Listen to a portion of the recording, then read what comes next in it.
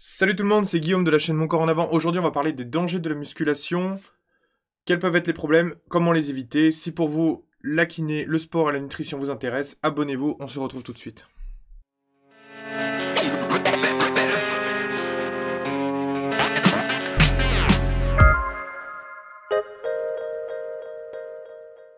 Alors dans cette vidéo, on va parler des dangers de la musculation. Il y en a plusieurs évidemment, il y en a tout un ensemble. D'ailleurs, si vous vous voyez des dangers que je n'ai pas cités, vous pouvez les citer dans les commentaires et comme ça, moi après je refais une vidéo pour traiter de ces sujets-là. Aujourd'hui, j'en ai trouvé 4 majeurs, quatre qui pour moi sont importants.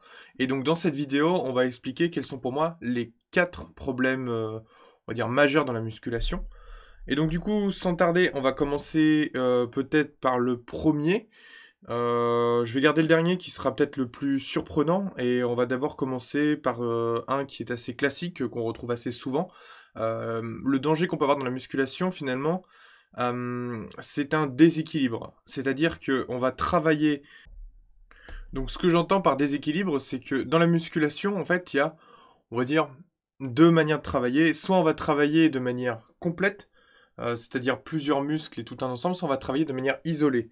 Et même dans ces deux cas, il peut y avoir ce problème-là, mais souvent on a plus le problème quand on est de manière isolée, c'est-à-dire quand on travaille un muscle de manière isolée, que ce soit par exemple juste les pecs, ou alors finalement simplement les dorsaux, hein, et on va créer un déséquilibre, c'est-à-dire que par exemple pour se tenir droit, on a besoin d'une musculature qui est à la fois souple, et travailler des deux côtés. Hein. Si on travaille trop vers l'avant, on va aller vers l'avant. Si on travaille trop vers l'arrière, on va aller vers l'arrière. Si on travaille trop un biceps, eh ben, on n'a peut-être pas un triceps qui va suivre et un bon ratio, donc on a peut-être un risque de blessure.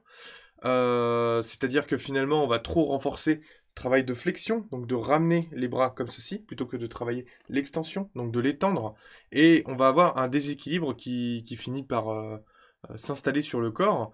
Et ce déséquilibre, si on cherche purement l'esthétique, ce déséquilibre, il n'est pas forcément nocif. Si on va chercher à avoir des bons biceps, par exemple, donc biceps ici, hein.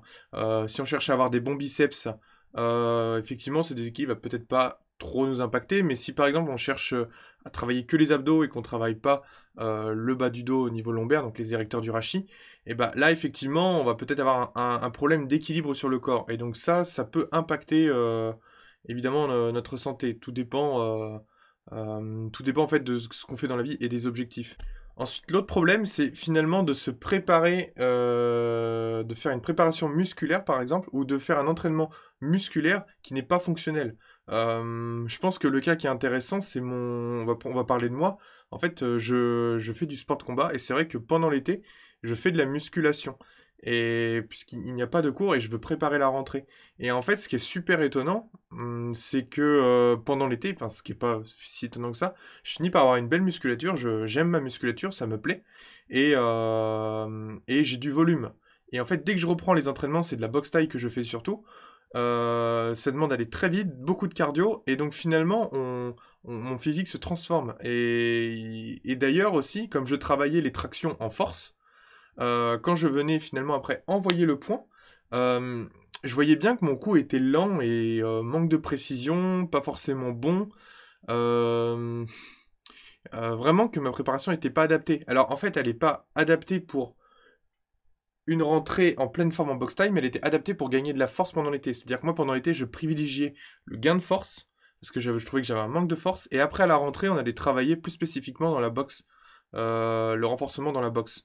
Et donc là, je changeais mon entraînement à la rentrée, c'est-à-dire que pendant juillet, août, j'augmentais la force, et à la rentrée, je préparais finalement tout ce qui allait être vitesse, etc. Et donc j'allais plus progressivement. C'est une stratégie, c'est pas forcément la meilleure, moi je l'ai fait parce qu'elle était adaptée pour moi, mais effectivement, si jamais on ne fait pas un renforcement qui est fonctionnel, on peut avoir des problèmes. Par exemple, si jamais on fait euh, des petits mouvements de pec, de travail de pec par exemple, ici, sans chercher l'amplitude, eh bien, quelqu'un qui va par exemple faire du handball ou du water polo, si jamais il va pas chercher finalement un peu plus d'amplitude, si jamais il va pas chercher à travailler euh, dans le fonctionnel son sport, il a un risque de blessure et de déchirure ou de tendinopathie par exemple. Donc effectivement, il faut aussi travailler dans le fonctionnel. Ça, c'est un défaut qu'on peut avoir dans la musculation si jamais il n'est pas forcément bien géré.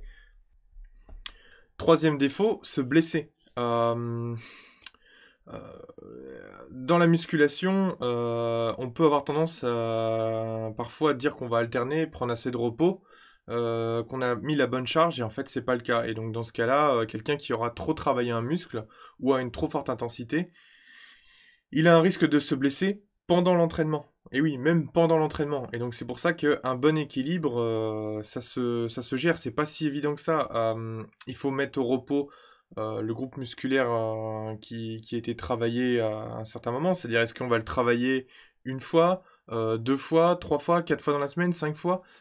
Tout ça, ça se réfléchit, ça se travaille, ça dépend de l'intensité, ça dépend du volume qu'on a mis, du temps qu'on y passe, du repos qu'on a, du travail qu'on a, du sommeil qu'on a aussi. Donc c'est vraiment tout un ensemble à regarder. Et donc attention, on peut se blesser en musculation.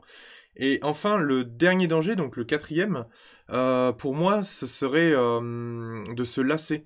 La musculation, on peut assez vite s'en lasser puisqu'on va répéter parfois souvent les mêmes mouvements. On va pas forcément y prendre tant de plaisir que ça. On aura fini par atteindre un objectif et on se rend compte que c'est pas forcément euh, le bonheur, le plaisir, c'est pas un accomplissement tel que finalement on a envie de le garder et de ne pas changer dans notre vie.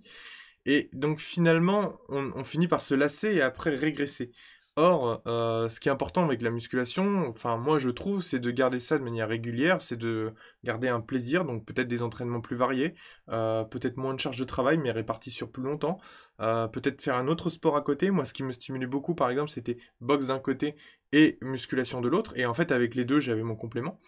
Et je n'étais pas lassé pour le sport. C'est pas forcément ton cas à toi, mais c'est une des pistes à explorer. Voilà. Si le sport, la kiné, la nutrition t'intéressent, tu as un lien dans la description, tu cliques dessus et comme ça tu rejoins l'équipe en avant, tu recevras des informations exclusives sur le sport, la kiné et la nutrition, ainsi que mon e-book gratuit sur les 10 points clés dans le sport. Si tu as des besoins particuliers, à savoir pour améliorer tes performances, pour savoir gérer ton sport, savoir comment le faire, quoi faire, que tu as des objectifs précis, que tu as des douleurs, des difficultés, tu as mon mail dans la description, contacte-moi.